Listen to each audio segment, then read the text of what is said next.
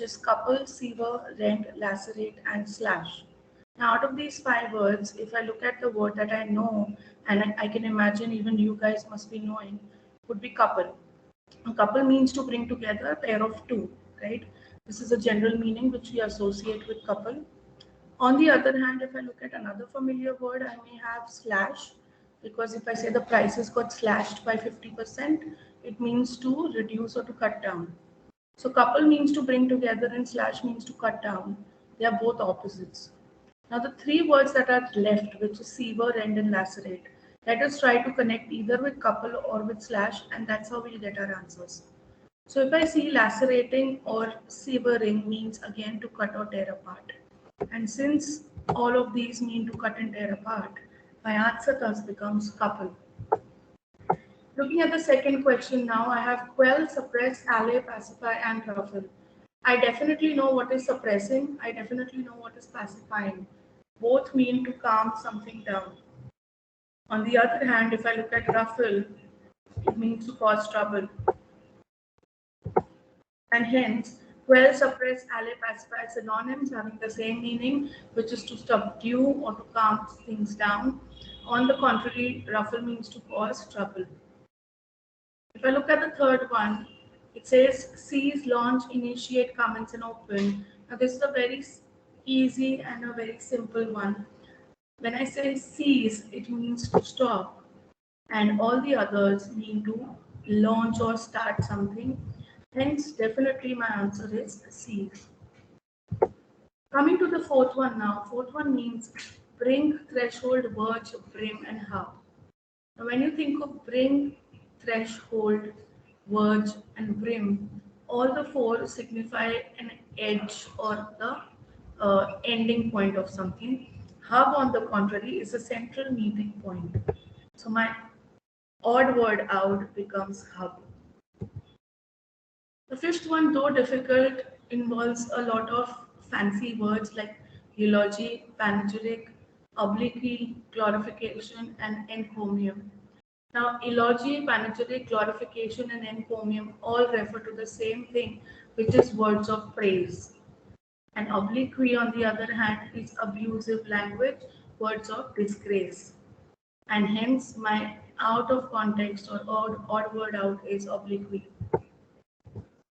Look at the next one, taciturn, reserved, clamorous, silent, and tranquil. The odd word out here is clamorous because all the other 4 mean silent or calm. And clamorous refers to noisy, hence clamorous is odd word out. Sporadic, frequent, intermittent, scarce, and discontinuous. Now you must be wondering that the answer would be sporadic, but no, the answer is scarce because scarce means meager or less in number, and all the others, though frequently or non-frequently, are referred to in intervals. Hence, my answer is fourth, scarce. Limpid to murky. Now we are looking at analogy questions. Analogy is a relationship between 2 closely given words. When put together, they form a relationship. So we need to find either the similar relationship or the least similar relationship. In these questions from 8th to 12th, we look at similar relationship. Now limpid means clear and murky on the other hand means foggy. So clear and foggy, they are antonyms. So we look at a pair of antonyms in my answer options, and yes, I have the third one, bright to gloomy. So bright, it's something which is lit, cannot be gloomy or dull. Nebulous is vague, pellucid is easy to understand, which is clear, and clear is equal to transparent. Now we go to the ninth one, which is ease to elevate. Now this is not elevate, this is elevate. Elevate is nothing but easing down, which is calming things down, and hence they both are synonyms. So to ease is to elevate, and likewise to question is to interrogate. So my answer becomes option number 5, question to interrogate. Secret to clandestine, must be wondering what do you mean by clandestine? Clandestine also means secretive. So both are synonyms, and hence when we look at the answer options, my answer is option number 2, covert to stealthy. So overt, if you think what is manifest, overt is obvious, something which is out in the open, it's the opposite of covert. Covert and stealthy both mean secretive, hence my answer is the second one.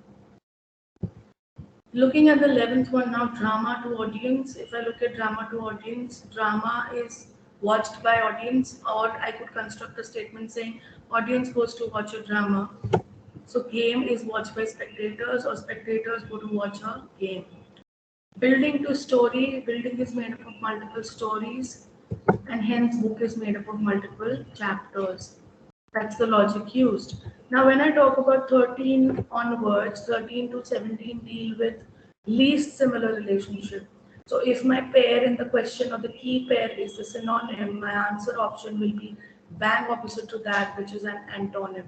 So, 13th, if I look at, it says germane to pertinent. Germane means apt, pertinent means appropriate. There are a pair of synonyms.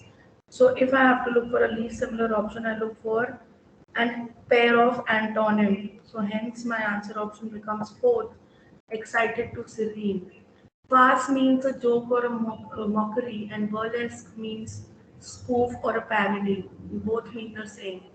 Hence excited to serene. Sail helps in the movement of the ship, so we need to find out which is that thing which does not help in the movement of the other. And when I look at it, it is radar to satellite. Radar does not help in the movement of a satellite. Cosmic to universe, cosmic is the adjective used for universe. So if I talk about what is an adjective not used for something, it is connubial to youth. Connubial does not refer to youth. Connubial refers to the state of being married. Canine, dog, dogs belong to the canine family. Parrots do not belong to the aquiline family. Doesn't mean that aquatic animals belong to the aquiline family. Aquiline is referred for eagles. So aquiline is not parrot, aquiline is eagle. Xenophobia is the fear of foreigners. What is not a fear of something? It is option number 5.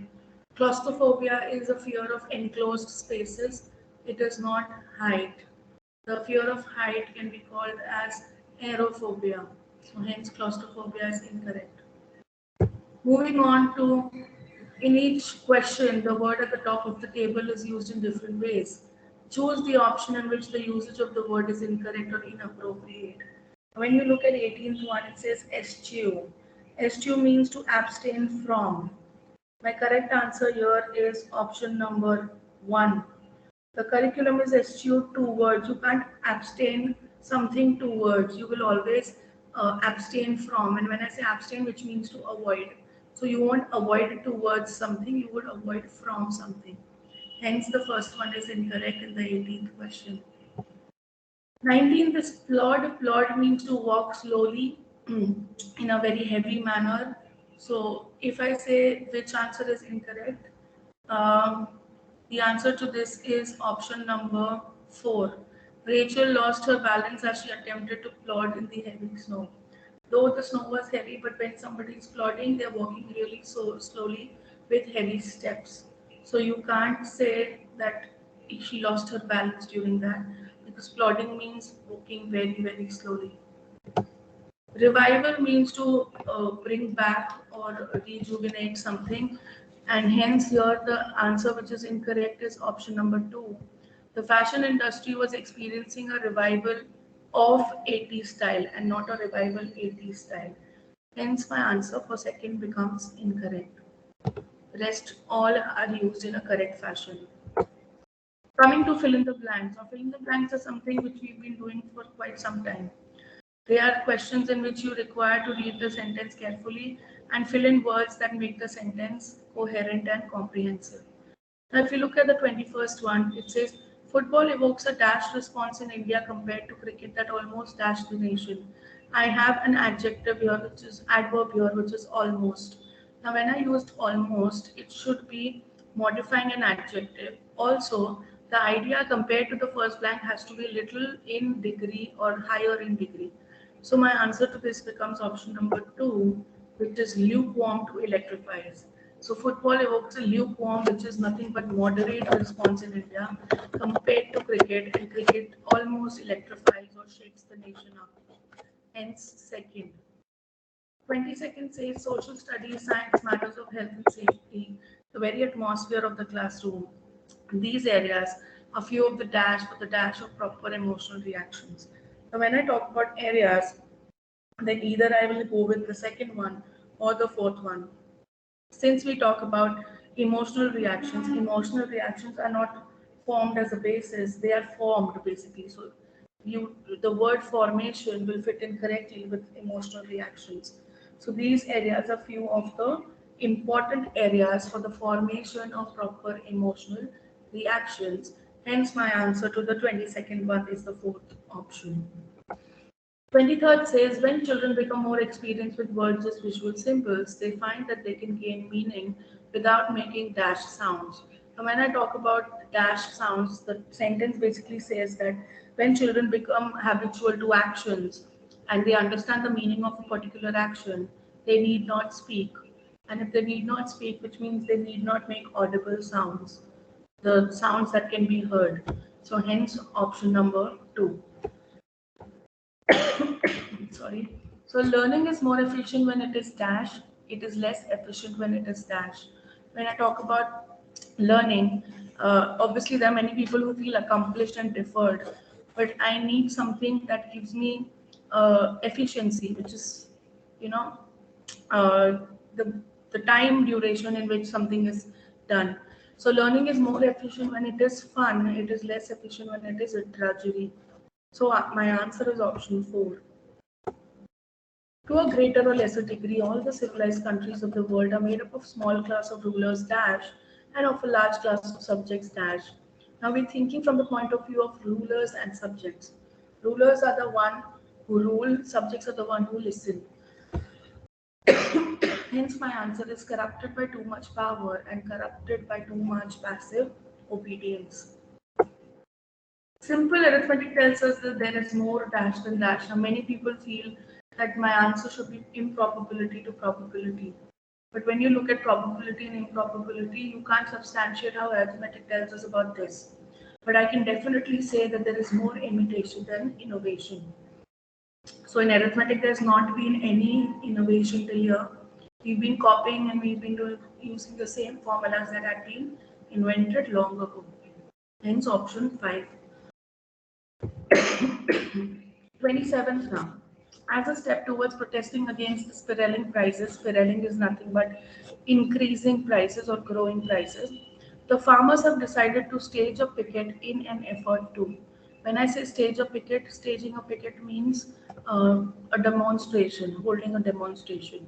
And why are they doing that? In an effort to, obviously, to make themselves heard. Show their virility means show their masculinity. Nobody's interested in masculinity. Curbing the prices is obvious because they've said against the spiraling prices. Hence, my answer is second. 28. Science is a sort of news agency comparable dash to other news agencies. It is the second one in principle. This is a very clear and crisp answer. No other answer fits in to this blank. And it is the second and not the third one because the third one refers to a school headmaster and the spelling would be incorrect in that context. 29 says most political leaders acquire the position by causing a large number of people to believe that these leaders are dashed by altruistic desires. Altruistic means selfless, it's the opposite of selfish. Now, leaders make the people believe that their actions are actuated by altruistic desires. So, my answer thus becomes actuated, which is to move to action. Last one now, 30th. Everyone will admit that swindling one's fellow beings is a necessary practice. Upon it is based the really sound commercial success formula. Swindling means tricking or cheating, and when we say commercial success, commercial successes that you should be earning money. Obviously, we're talking about a formula which should be crisp and short. So the only option which talks about commercial success and is crisp and short is option number 3. Buy cheap and sell dear. So you buy in a very cheap price and sell at an expensive price. That's how you earn money and that is commercial success. So option number 3 is my answer for the 30th one. I hope you're clear with the concepts. Thank you so much, guys.